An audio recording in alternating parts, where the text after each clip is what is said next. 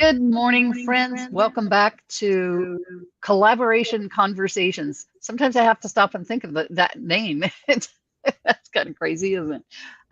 But when you do have multiple formats, sometimes that can get a little bit confusing. But welcome to Collaboration Conversations. I am the co-host of this show, and my co-host, Pearl Cox, is not with us right now. Um, Ladies, we have an echo. Um, okay, better. So she is unable to be with us for a while. So we have co-hosts right now. And our co-host this morning is Casey Williams. Good morning, Casey. How are you this morning? Good morning. I'm great. Awesome. So Casey is a woman of many talents, I have discovered, but she is an expert in small and mid-sized business bookkeeping, taxes, and payroll. So Casey, will you tell us a little bit about your journey to get where you are and a little bit more about who you serve and why it's important to you? So I used to work in public accounting for someone else, and I would see entrepreneurs come in with their stack of stuff, and they look like they were exhausted and frustrated because they had tried to do it, get all the stuff ready to come to get their taxes done, and it was a real struggle, and it really bothered me. And so I told my husband I wanted to start my own accounting firm. And I think he thought I was having a midlife crisis because he he said, "You're going to leave a corporate job to open an accounting firm in a farming town of 600 people." Yes, yes, I am. And I really didn't know exactly how to answer all of his questions at the time because I didn't really know the answers to those questions either.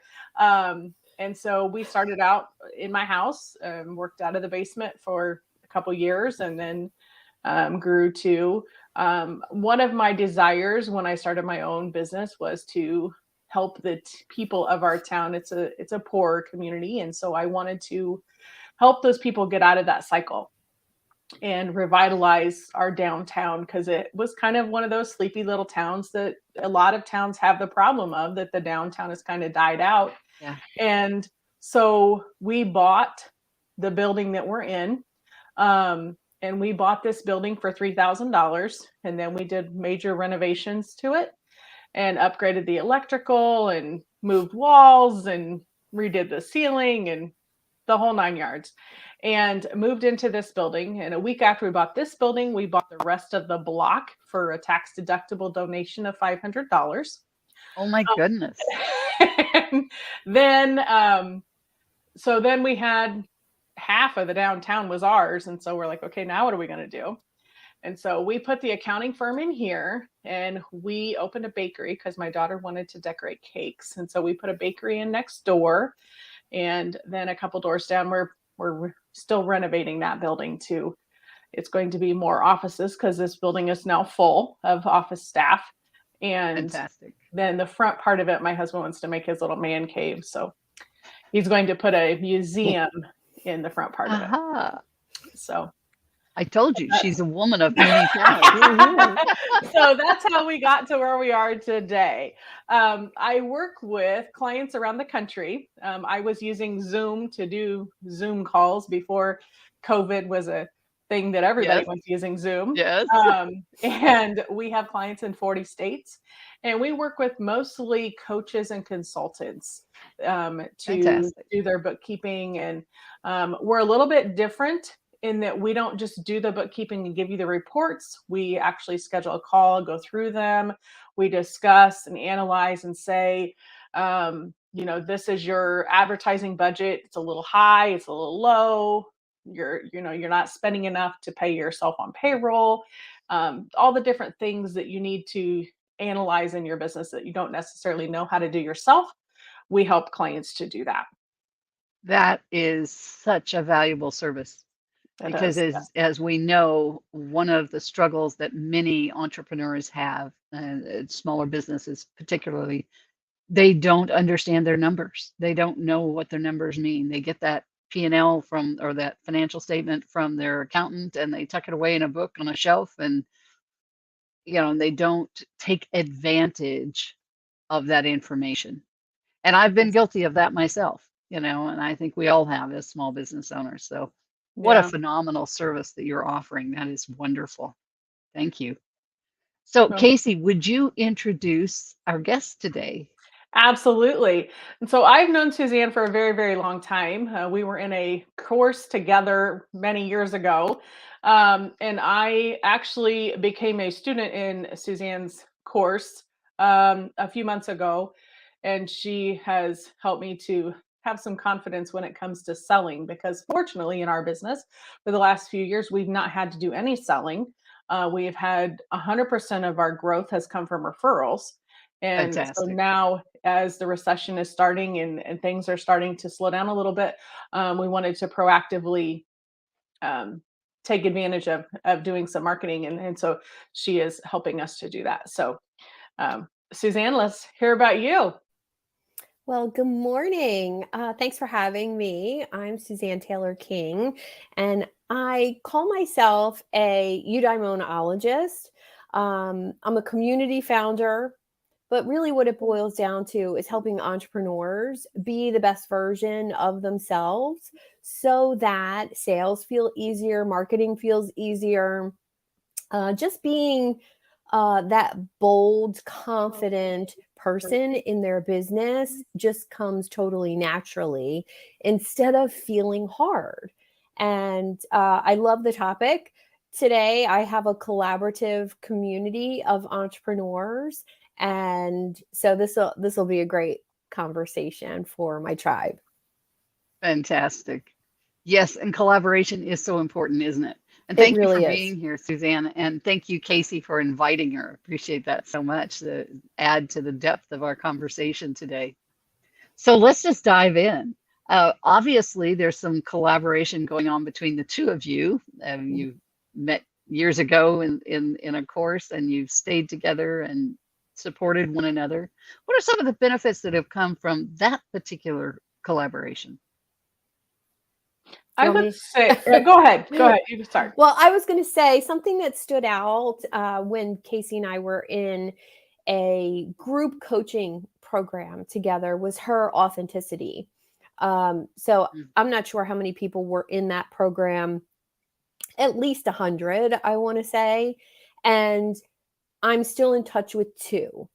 So if that tells you anything about Casey, is that she's truthful, she's honest, there's no smoke and mirrors with her, which I really appreciate because in this world, this online space, I think entrepreneurs have a hard time shifting through what's real, what's Yes, not, what's sales page language and what's right, the person behind that right. language. And I just appreciate that about her because that's who I strive to be. And of course, I want to hang out with people like that. And Right.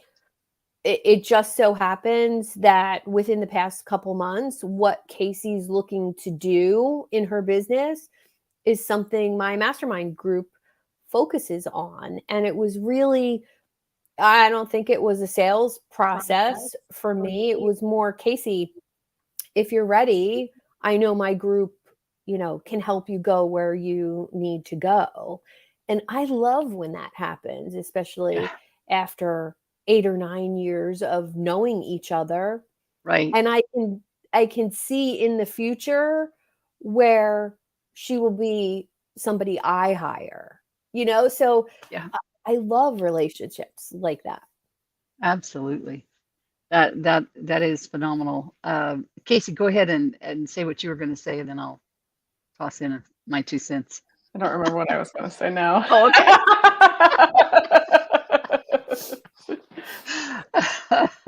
That's It funny. was a fleeting thought. It's gone. Yeah. No, I think one of the things that was really powerful that Suzanne said is that a collaboration isn't always immediately, it doesn't always have an immediate payoff. You talked about 8 or 9 years you've been in this relationship, and now Casey's ready for your services, and you anticipate being ready for her services. There's Mhm. that process of just staying in touch with those collaborative partners, keeping that relationship going, And when the timing is right, then there's a way to support one another, whatever that may be. Yeah. So Casey, what's been the most valuable thing that's come out of this relationship for you, out of this collaboration? I would say the comfort of, when you start a new relationship with a new coach or a new person, and that first month or so is almost like a dating relationship where Yeah. you're getting to know them, you're getting to know how they communicate with you, and Right. I didn't have that this time because I knew her already. Yeah. And so it's like we were just ready to hit the ground running. There was no Right. like ramp up phase of, and Yeah. you normally have that, couple weeks where it's like, okay, what did they mean by that? And Right. did I take offense to that? And there was none of that because I knew You her. had a relationship. Yeah. You already had a relationship, which is one of the key elements of collaboration, right? Is Yeah. creating that relationship. Yeah. Truly, I think it's important to have rapport with the person, and to feel like you can be yourself. I know I've paid a fortune for certain programs in the past with someone, and I wasn't sure that I could be myself in those relationships. One, because it was a group, it wasn't one-on-one. Mm, right. And there were certain things expected of me to do in my business that I didn't want to do. And so I think, those relationships for me have shifted how I am as a coach, and made me a little bit more custom and a little bit more in tune with the client and what they want and what their goals are, but also just to push them just a little outside of their comfort zone, step by step by step. And Right. instead of, meeting someone who's never done video before and expecting them to do a live every day, like that's just not, well, one, it's not fair. You're not going to get the best results. And I think I like that about Casey too, is that she's willing to look at things differently. She knows she has to move a little bit out of her comfort zone in order to get to that next level in business. So, woman to woman, that's inspiring. Coach to client, that's super cool. I get to be myself and push her a little bit. We had an interaction yesterday where she sent me a picture of her calendar, and I was like, oh. I told her don't be scared when I said it. She asked to see it, so I sent it to her. She goes, where am I supposed to put anything on that calendar? I can totally relate to that. My people Yeah. give me a hard time about my calendar anytime they see it. But she I felt put 3 more appointments comfortable. on that calendar yesterday. Yeah. She felt comfortable enough to send me a picture of her calendar, but also I'm there, I'm accessible because we have rapport, because that's the type of coach I am. And I think that's what she kind of needed after working with other people in the past who were, I'm speaking for her now, but like I know her well enough to say she's invested in herself a ton. And she didn't have the connection, like text me, call me, hop on my Right. calendar, even though you're a group coaching client, hop on my calendar and Right. we'll handle this, Yeah. So I love getting to serve like that. And that's exactly what she needed. So it was perfect. I think sometimes that we think about collaboration as being joint venture partners and things like that. And I love that the relationship that you have has taken multiple levels, including client and what's the word I want? But anyway, that one of you is the client to the other, and that role can switch, and you're okay with that. So you could partner together on projects, or you can serve one another as client coach, right? Yeah. and I love that. So I think sometimes we get maybe locked into a definition of collaboration, and we think of it on one plane. hmm But obviously, the two of you have created something that goes well beyond that, Yep. and Yeah, that's exciting. pretty cool to talk about it, isn't it, Yeah, Casey? It is, isn't it? And there's always so many new things that come out of this conversation because Mhm. people come at this differently and they use it differently in their business, and they, and I learn from this show all the time from the guests. Yeah. I've never done a joint venture in the term of like I guess when I think of joint venture, I think of like an affiliate thing or a Mhm. like you partner or you buy into somebody else's program or they buy into your program, company, and I've never done something like that. That's why it scared me a little bit. So collaboration to me, I guess, is in that regard would be a little bit scary, but collaborating on a project or a um, with another company as a customer, you say, that has always felt really, I guess I have had it where it didn't feel natural, but I don't usually stay with that situation because if Mm. it doesn't feel good, I usually find a way to find somewhere else to be. Yeah, I like, I like that feedback, first of all, Casey, and that perspective. I like collaborating with people and in that joint venture sense, in that the two of us come together and create a project that serves your clients and mine and whoever else is. And then we could have those affiliates come in as well. But that we create something together. I like that type of joint venture as well. Mm.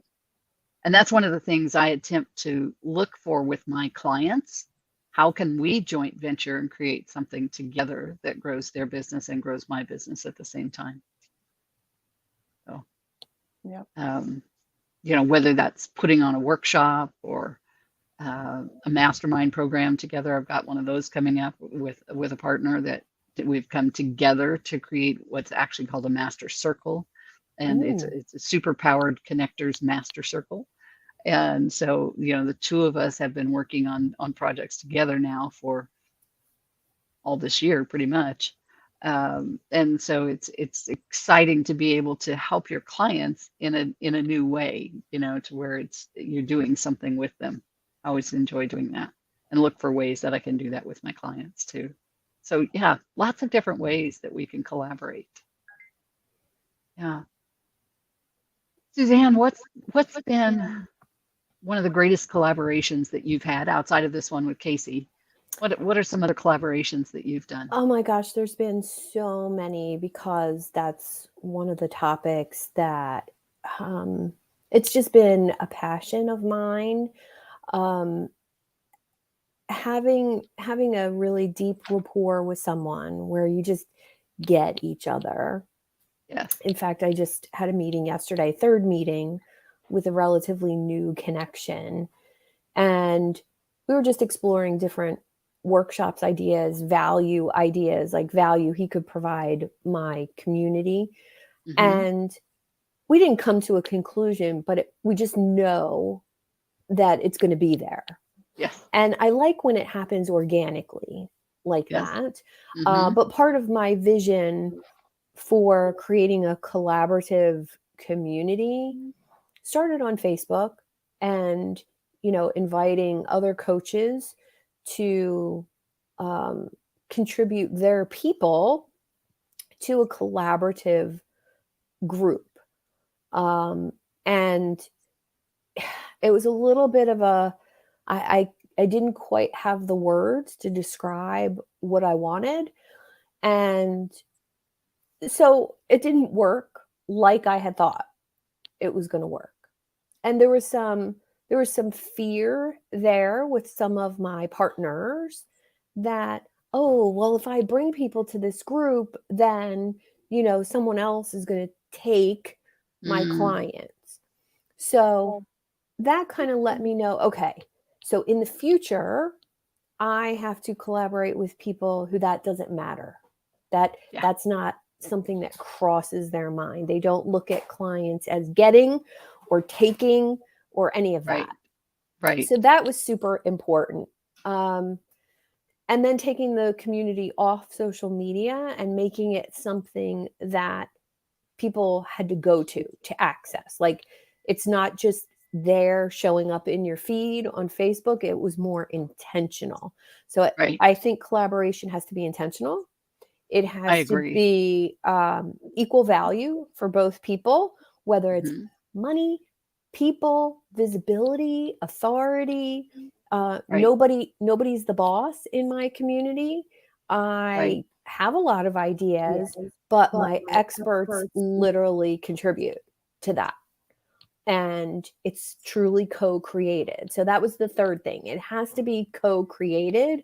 Can't be all one person's knowledge and none of the other person. I feel like both parties have to feel like they own the project. Yeah, I would agree with that 100%. So tell us a little bit more about what goes on in your collaborative group. Well, I launched it off social media in July, hovering right around 115 members who I all personally know and I've invited. And I just launched the experts. And the experts basically was an offer to about 30 people in the community. And I said, I'm looking for 10 to partner with me to grow the community. And it was really well received. And I will probably expand it to about 15 experts to start. And they're truly going to collaborate to grow their own subgroup within the community. So there's a free portion and there's a paid portion. And the experts will get to collaborate to grow the free portion and invite people to their individual portion, which is super exciting. That's cool. So in your initial group, your initial collaborative group, is that a paid group or is that a free group? So for my experts or for the community in general? The 115 members. Oh, that's totally free. Got it. And there's some networking events. There's a personal development call every week. But there's also, a space in that community for my paying clients. There's a space to get accountability for a fee. So there are upsells, but that's not the focus. The focus is introducing people, connecting people, and collaboration. Yes. Now I know why Casey invited me into this conversation. I think you were her no-brainer choice, right? Probably. Casey? Yeah, it was. Yeah. Probably. Yeah, it was. That's awesome. Collaboration. Oh, that's Suzanne. Who do I know? Let's see. Yeah. Yeah. So let's dive a little more into what you're doing there, Suzanne, because I think that's really a novel approach. I've not heard anybody doing that before. And so let's share some golden nuggets here on how people can. Okay, let's see. I was told it was crazy idea by numerous people, right? Every good idea, somebody said that's a crazy idea. Absolutely, Who go in for the it, world right? would do that, and then you're like, well, yeah, it just was a no-brainer to me. Yeah, to me it was, and it's been a dream for a long time to actually have the verbiage and the platform and the I guess the time, the space, and to allow the ideas to actually come out. And I knew the right people would bubble to the surface, right? And I think even though it's a big mission, to have 1 million entrepreneurs in one platform with 1,000 experts and 250 events every month. That's the vision. And when I allowed myself to really go there, like, what's the big dream here? It would be to have that. And I guess I finally got to the point in age and in life and in business where I just said, now or never, and to really step into doing it. Right. And my experts do pay a fee yearly, but it is Right. not to be an expert. It is to partner with the community. We're going to have marketing assets. We're going to have, a promotional budget. We're going to have a community manager who will help them set up their content, their courses, things they want to give away for free, or paid events. So there's a lot, floating Yeah. around in my brain about this. So I felt like I've put a lot of time, effort, and money into doing this. So if you want to truly partner, you kind of have to buy into that. And Right. it's relatively inexpensive.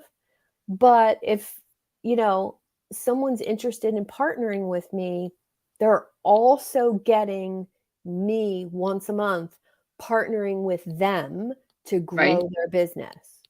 What does that look like? That looks like a monthly 90-minute mastermind for all my experts that, we spend an hour on their business, growing it, how to invite people, how to bring people, how to sell, Right. how to get connected to more people. And then we Right. spend 30 minutes. What's the collective goal to grow the community? What are you doing? What are you doing? What are you doing?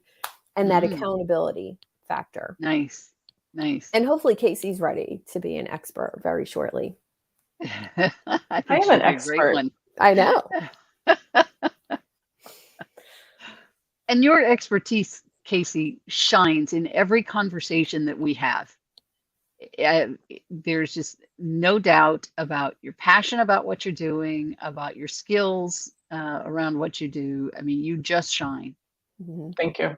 Yeah. You're welcome. And it comes through clearly every time we interact. So, and I've never known anyone who's bought a block, one whole block for $3,500. Was that right? Did I remember that correctly? Yeah.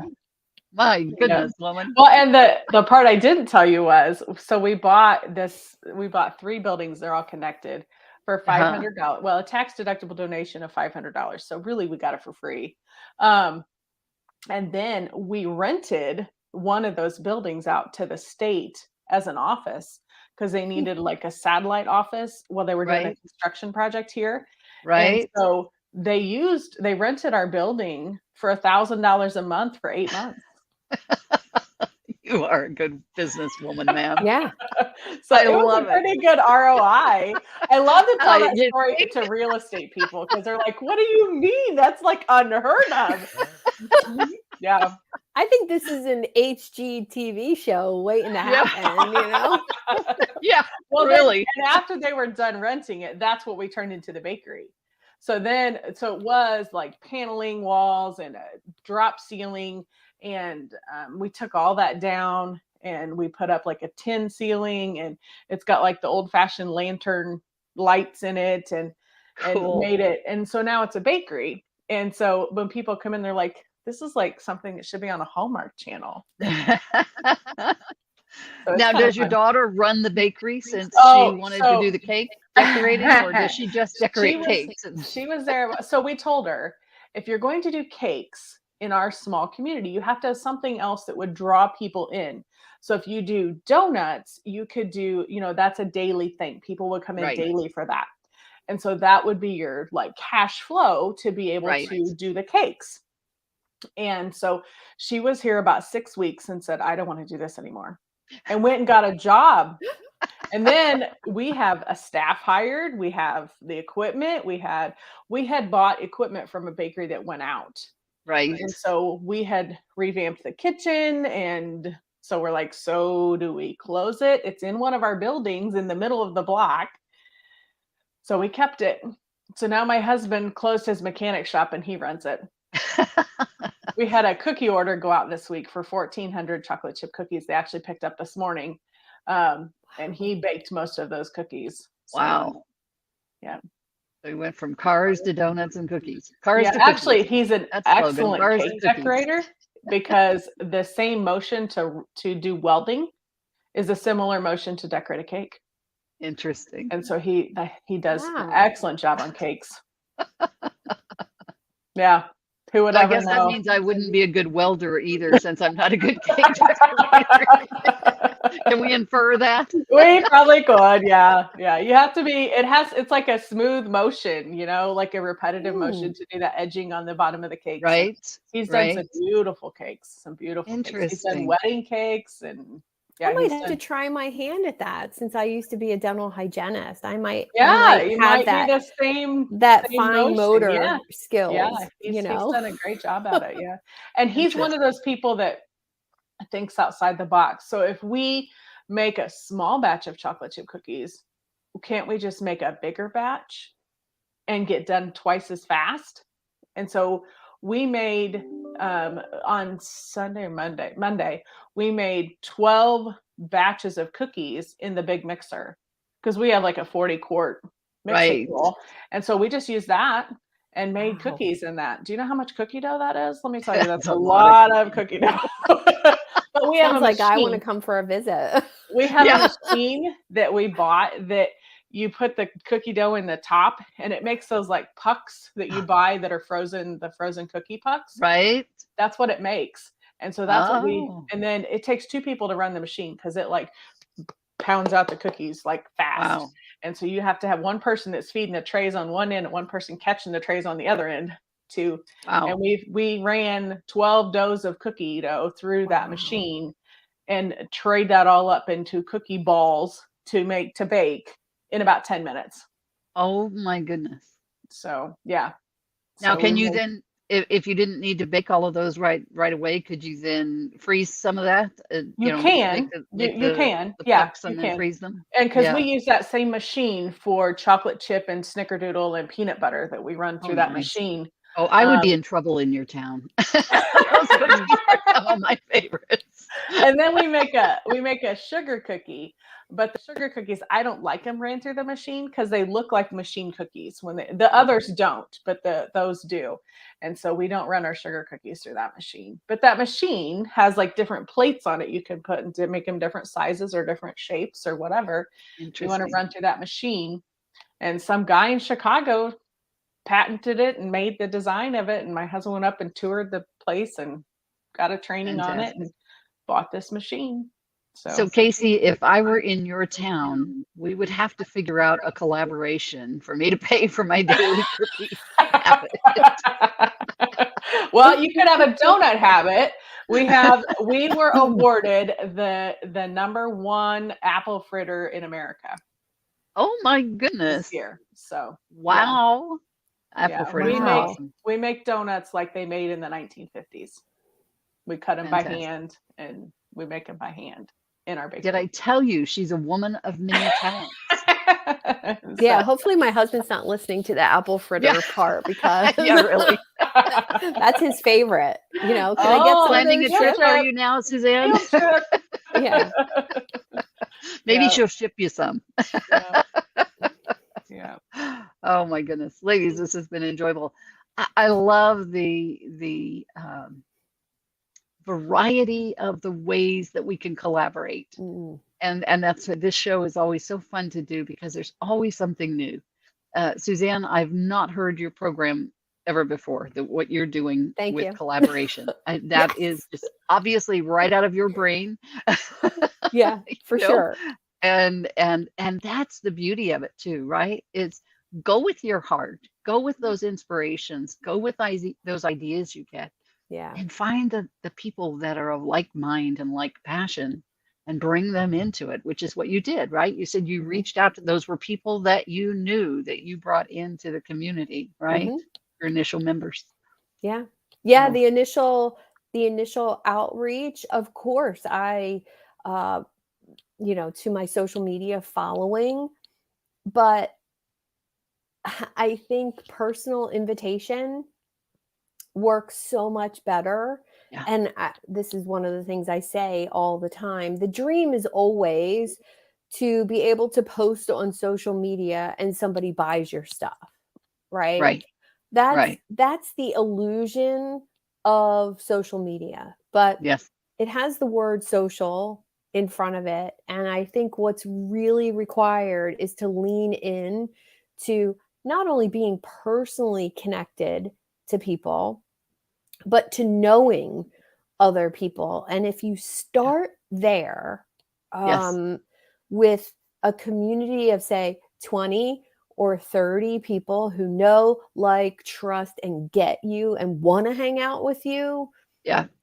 and they each invite one person, and Yeah. they invite one person, in a very short time, you have a group of 90 people who are totally into what you're doing Yeah. just because they feel like they're a part of it. And that's what Right. collaboration really Yep. means to me.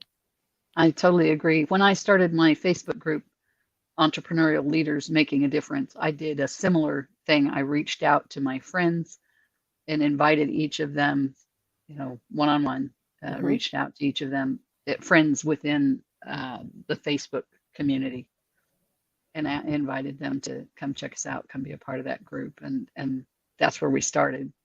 We're at a little under 500 people in there today. That's awesome.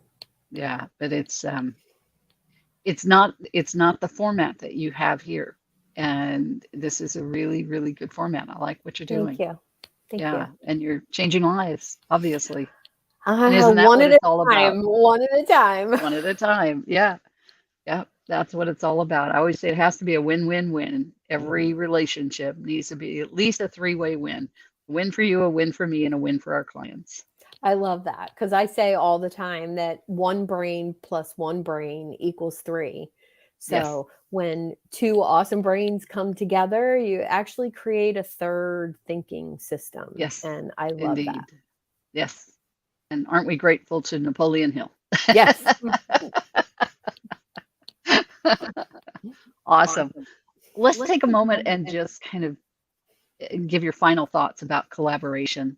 And then also, if you would, tell folks how they can get in touch with you. So, Suzanne, what's your final thoughts or comments about collaboration? Not to be afraid of it, to lean into it with the right people. So think about it strategically, yes, but lean into it with heart and emotion, and you have to be willing to be a little bit vulnerable.